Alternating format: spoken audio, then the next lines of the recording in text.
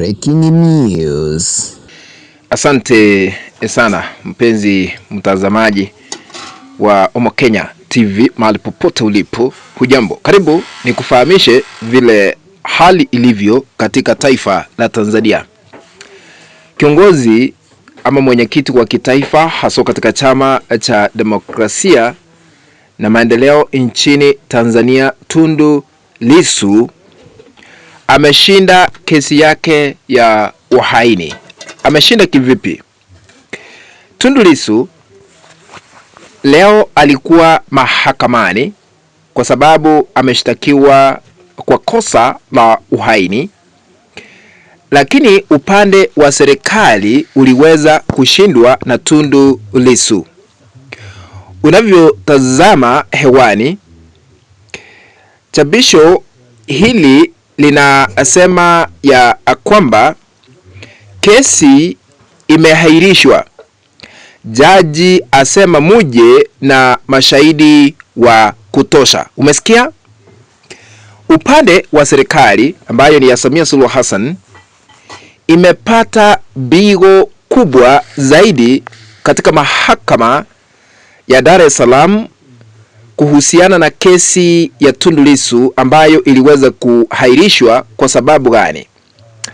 Upande wa serikali ulikuwa na mashahidi wawili siku ya leo, siku ya Jumatatu, lakini hawakuwa wanajua ni kipi ambacho wanatoa ushahidi katika mahakama.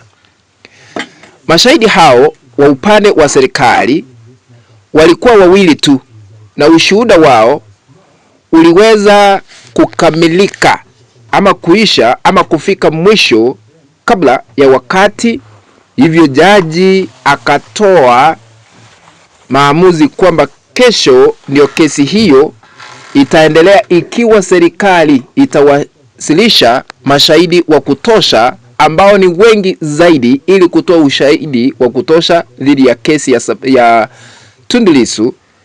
Waachane kuleta watu wawili ambao hawaelewi ni kipi ambacho wanacho ukizungumza katika mahakama. Kumaanisha hii kesi ya uhaini kwa Tundu Lissu aliweza kulimbikiziwa tu kwa sababu hata upande wa serikali hawana ushahidi wa kutosha.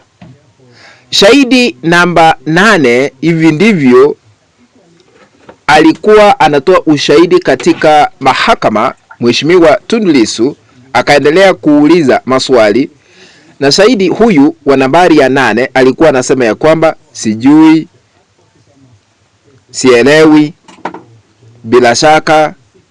Yaani hakuwa anaelewa ni kipi ambacho kinaendelea, jambo ambalo liliweza kusababisha majaji katika mahakama ile na hata jaji mkuu kesi hii kusimamishwa na kuahirishwa hadi kesho.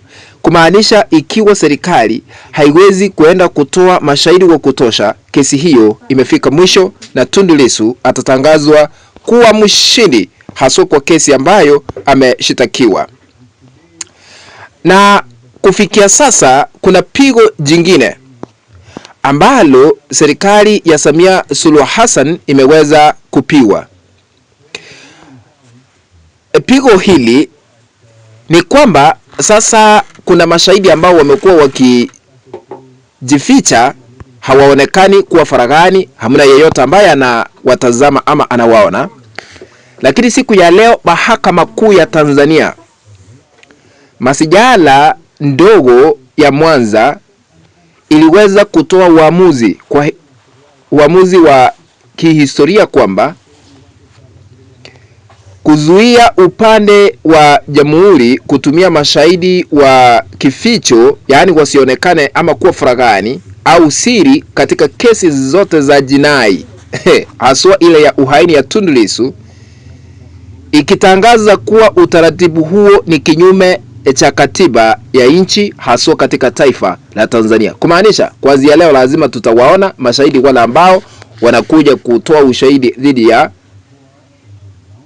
Tundu Lissu, tuwaone, kwa sababu mahakama imepiga marufuku mashahidi kuwa wasiri.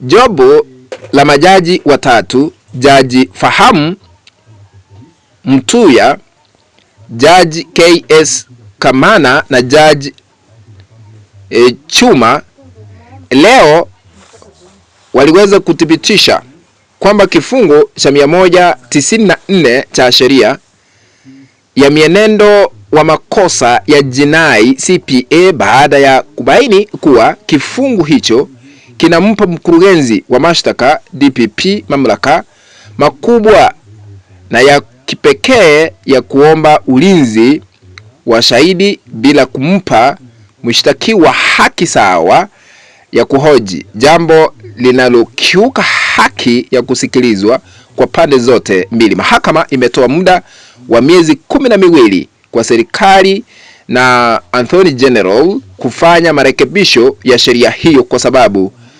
imekuwa ngumu kuielewa, kwa sababu imekiukwa haswa katika mahakama ya Tanzania. Kundi la mawakili 13 likiongozwa na wakili mwandamizi Constantine Mutalemwa liliwakilisha mleta maombi wakili Godfrey Mjuni Martin katika kesi ya kikatiba nambari 22482 mwaka jana wa 2025 dhidi ya mwanasheria mkuu wa serikali Attorney General na DPP.